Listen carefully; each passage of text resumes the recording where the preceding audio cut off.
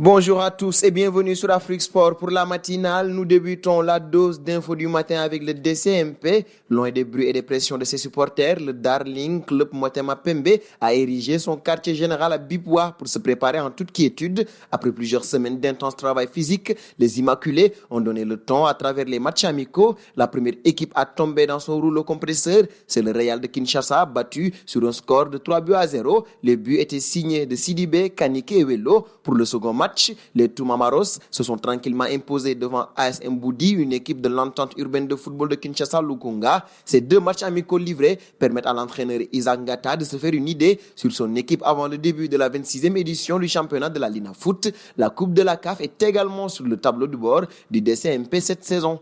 Un pas auprès de Mohamed Salah, l'Égyptien a démarré sa saison sur des bases très élevées. Son triplé face aux hommes de Marcelo Bielsa et son troisième inscrit en Premier League depuis son arrivée chez les Reds durant l'été 2017. L'Égyptien, toujours invaincu en championnat d'Angleterre à Anfield, en est désormais à 52 buts inscrits en 63 matchs disputés dans le stade mythique des Reds. En Premier League, seules les légendes Owen, Steven Gerrard et Robbie Fowler ont trouvé le chemin des filets à Anfield plus souvent que l'ancien joueur de l'AS Rome. Sur ces bases-là, Mohamed Salah devrait facilement entrer sur ce podium en mai prochain.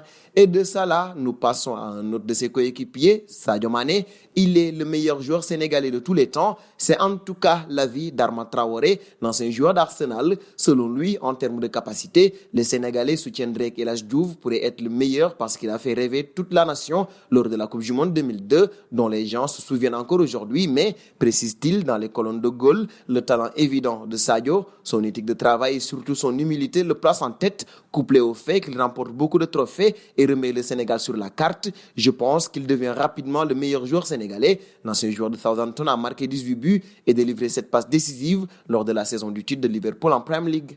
Dernier point Afrique avec Ali Ragba. Évoluant dans l'équipe réserve des Foxes, l'attaquant de 20 ans a déjà un plan de carrière. D'après Foot Algérien, le jeune joueur a pour rêve d'être promu en équipe première et sélectionné par Jamel Belmadi chez les Fenech, d'origine algérienne mais ayant une nationalité irlandaise. Ragba veut représenter l'Algérie en sélection A, puisqu'il a déjà joué dans les catégories de jeunes pour l'Irlande. Le rêve pourra-t-il devenir réalité pour Ali Ragba? C'est à voir. Seconde partie de cette matinale avec Zaniolo. Pour la deuxième fois, en un peu moins d'un an, Nicolo Zaniolo s'est rompu les ligaments croisés d'un genou alors qu'il s'était rétabli au niveau du genou gauche il y a quelques semaines. L'international italien s'est blessé lors du match de sa sélection face aux Pays-Bas le lundi passé. Dès le lendemain, le diagnostic confirmait une rupture des ligaments croisés du genou droit. Le milieu offensif de l'AS Rome a été opéré en Autriche. Une intervention qui s'est déroulée avec succès, a indiqué son club.